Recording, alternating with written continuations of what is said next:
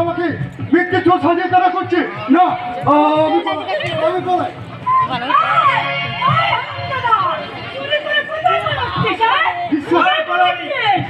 বিশ্বাস করো শুধু মা, আমি শুরু করিনি।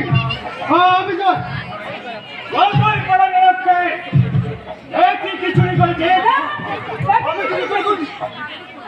তুই কেন করবো না ভাই? তুই কেন করবো? আমার নিজের জিনিস।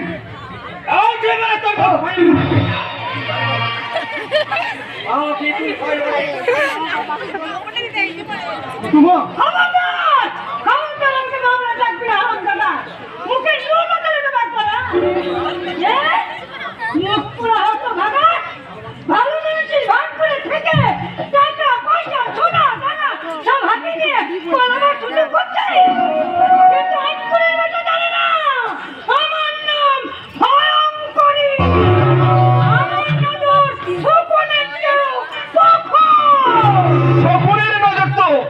ভাগাড়ের দিকেই থাকে মা।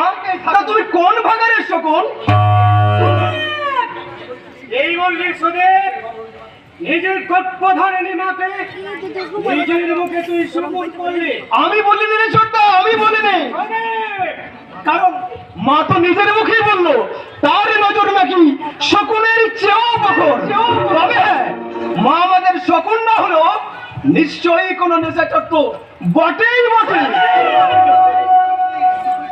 ঠিক বলেছি ভাই, তুই ঠিক বলেছি।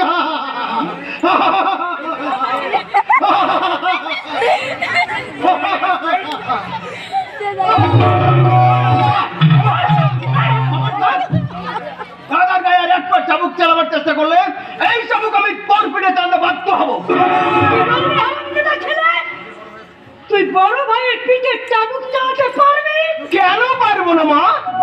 তোমার এই গুণধর্মী ছেলে যদি তার এই বড় ভাইয়ের পিঠে চাবুক চালাতে পারে, তাহলে তোমার বিচারে এই হারামি জাদা ছেলেটা তার বড় ভাইয়ের পিঠে চাবুক চালাতে পারবে না কেন মা?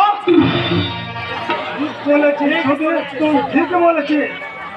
কথাই বলে আপনি আছেন ধর্ম, ওই ওপরে শেখাও। যে সম্মানটা তুই এই বড় দাদাকে দিতে পারছিস না, সেই সম্মানটাই কি এই ছোট ভাইয়ের কাছ থেকে আশা করিস কি করে? তুই এই কথা বলতে পারলে বাবা, আমি সম্মান জানাবো। উল্লুক নয়, ও তোদের বড় ভাই। মা তোদের আলাদা হলেও তোরা সকলে এই সত্যব্রত গাঙ্গুলির সন্তান। গাঙ্গুলি এই বড় ভাইকে বড় ভাইয়ের সম্মান জানাবি। হ্যাঁ, থামার যাবে। বড় ভাই, ওই ব্যস্ত বলা মার করতেছে। তোকে মন করে বুঝাতো। এদিকে তোমার হামাজে তোমার ঘর চুরি করে পালাচ্ছে। পুলিশের কাপড়টা রেখে দাও। কি বললে ভয়ঙ্করী? অন্ধকার ঘুচাতে যার জন্ম, সেই কুমারী কিনা চুরি করে পাচ্ছে। মিথ্যে কথা বাবা, মিথ্যে কথা। এদের সব মিথ্যে কথা।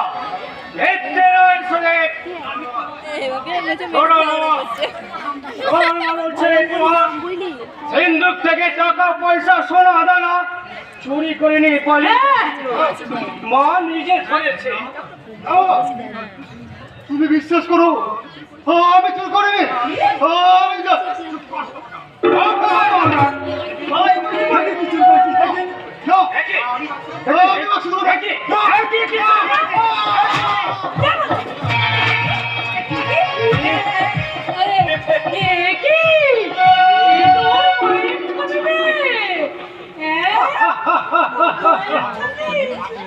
মাগো, তোমাদেরই চোখে যে বোকা শোকা বাবা গোবা, তার মতো বুদ্ধিমান এই সারা বিশ্ব ব্রহ্মাণ্ডে আর একজনও নেই মা।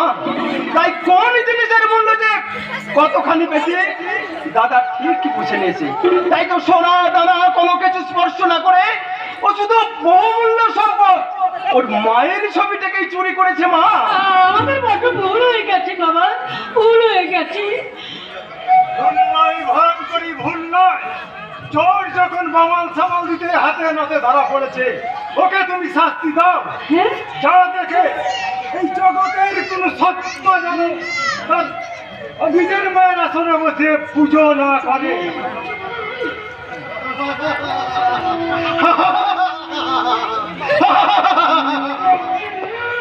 মা মানে মায়া, মা মানে ছলো না।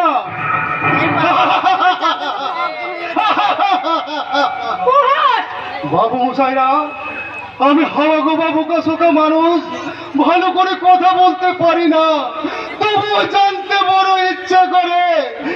গর্বে না ধরলে সন্তান বুঝি সন্তান হয় না, সৎমা বুঝি মা হয় না।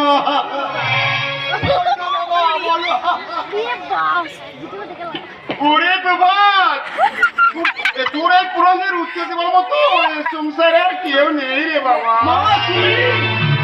হ্যাঁ, আমি অনেকক্ষণ আগে এসেছি, কিন্তু তোদের মা ও ছেলের কীর্তিকলাপ দেখি আমি লজ্জার সামনে এসে দাঁড়াতে পারি। ছি দিদি, ছি ছি, এই সামান্য একটা ব্যাপার নিয়ে আজ তোরা যে কেলেঙ্কারিটা করলি, এরপর তোকে দিদি বলতে আমার ভাবতেই। বাবা,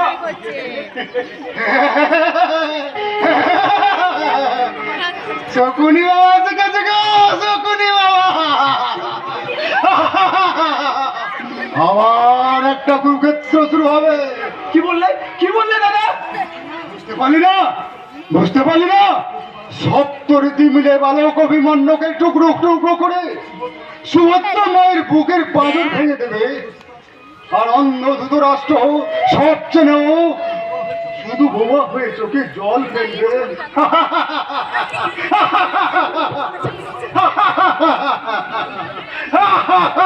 ছেলেটা আমার অসুস্থ হয়ে পড়লো। কবেই তো জামাই বাবু, আমার এই গুণধর ভাগ্নে আর গুণধর দিদি থাকতে ছেলেটার একেবারেই জীবনটা নষ্ট করে। মাগো, তুমি তোমার নিজের সন্তানদের যতখানি ভালোবাসো, তার সামান্যটুকু যদি এই বরটাকে ভালোবাসতে, তাহলে বোধহয় বরটা এই নির্মম অবস্থা হতো না। বরদার এই নির্মম অবস্থার জন্য একমাত্র দায়ী তুমি মা, শুধু তুমি, শুধু তুমি। কথাটা মনে রেখো, মনে মনে। ছি দিদি, ছি ছি, নিজের পেটের সন্তানের মুখে এই ভিক্ষা শুনেও কি তোর মনুষ্যত্ব ঘুমিয়ে থাকবে রে দিদি? একবারের জন্য কি প্রভাতে তাকে তুই সারা দিবি না? তাকে তুমি কি বলছো কইলা?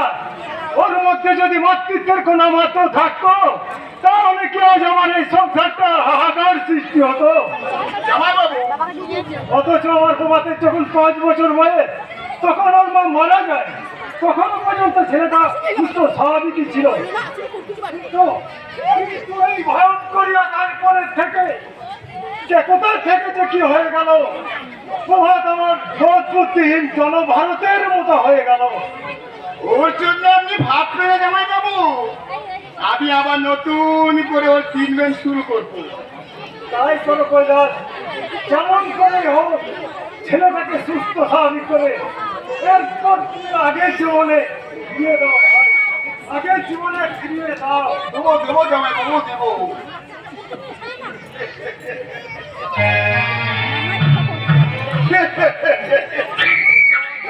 দেব দেব জামাই বাবু, নিশ্চয়ই দেব। কৈলাস, নিজের বয়স তোর দিদির জীবনে ঠিকানবি, এত বড় সর্বনাশ। তোর সর্বনাশ নয় রে দিদি, তাহলে তোর সর্বনাশ নয়। কার সর্বনাশ? সর্বনাশ হবে তো এই তোর পথের কাঁটাটা।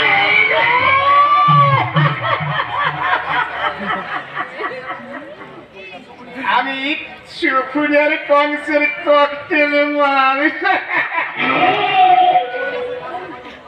এই কৈলাসে গ্রাসে তোর আধরের প্রভাত হবে জীবন তোলা। তুমি নাটক করছিলাম রে, নাটক। তোর বাবার সামনে সততার বলি না ওরালে এই প্রভাত ছড়া তার 3 মিনিট দায়িত্ব কি আমার হাতে দিত? সত্যি ভাই, ডাক্তার না হয়ে তোর অভিনেতা ভালো ছিল। হাই ভোলা মন কয় কি? হ্যাঁ, সত্যি মনে করে না আমি কেঁদে ফেলেছিলাম আর কি। আমি সুগুনের কলসের কথা ভাই আর তোকে কাঁদতে হবে না রে দিদি। ভাই রাখছে দেখ জামাই বাবু ভুল করে তার অর্ধেক সম্পত্তি ওই তোমাদের নামে লিখে দিলে হোক, আবার আমি ওই কায়দা করে সেই সম্পত্তি আমি তোর হাতে তুলে দেবো রে।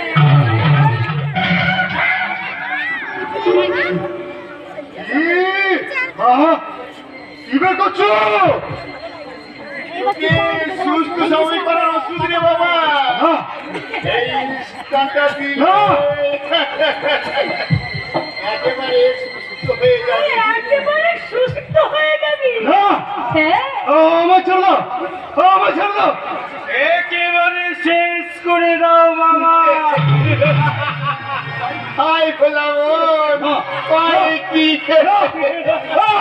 আমার ছেড়ে দাও, না, না, আমার ছেড়ে দাও, আমার ছেড়ে দাও, না, না। হাই বাবা, আমি তোর বিয়ে দেবো লক্ষ্মী প্রতিমার মতো বউ আসবে। তুই কেমন মিষ্টি সুরে সানাই বাজবে আর সেই সানাই সিরে সিরে তুই গাইবি। না, না, ছেড়ে দাও, ছেড়ে দাও, ছেড়ে দাও।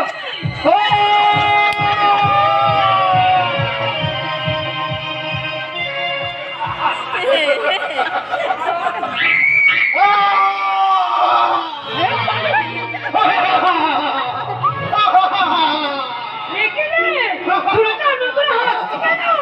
আরে গায়ে যারা হাতির সমান ক্ষমতা হবেই তো। ওকে যে ইঞ্জেকশনটা দিয়েছি তাতে ওর অ্যাক্সিডেন্ট বেড়ে যাবে। লাক্স পাল বলতে চলবে যে ওর হিতাহিত জ্ঞান থাকবে না। জীবন মরণ তুচ্ছ করে নিজের কামনা বাসনা চাহিদা মেটাতে ছুটে বেড়াবে। আর তখনই হয় কোন পুলিশের গুলি কিংবা বেমাক্কা ফাঁদে জড়িয়ে পড়বে। সারা জীবনের মতো ওর ছুটি হয়ে যাবে। ওর হাতে একটু পিস্তল তুলে দেব আমার কাছে, যদি খেলনা পিস্তল হয় তাই বললাম মন দাও দাও দাও, এক্ষুনি দাও। পিস্তলটা নেই